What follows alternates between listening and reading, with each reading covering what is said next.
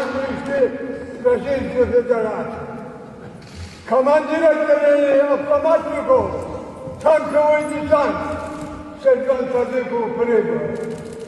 Rusiya prezidenti Vladimir Putinlə 100 yaşlı 2-ci Dünya müharibəsi veteranı arasında baş tutan dialoq sosial şəbəkələrdə böyük marağa səbəb olub.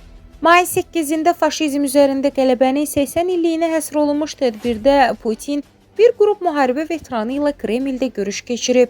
Onlardan biri Serjant Sadıkov adlı veteran çıxış edərək Rusiyanın müdafiə nazirinə məktub yazdığını bildirib.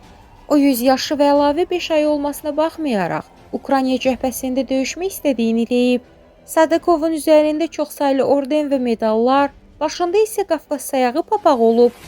Veteranın görünüşü və soyadı onun müsəlman mənşəli ola biləcəyini göstərir. Onun çıxışı zamanı söylədikləri zaldakılarda emosiya, kənardakılarını isə komik hisslər doğurub.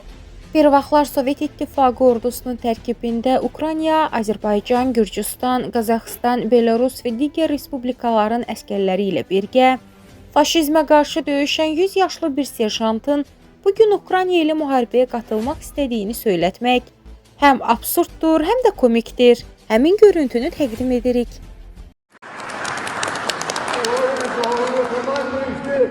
Российской Федерации, командир отделения автоматчиков, танковый десант, сержант Садыков прибыл.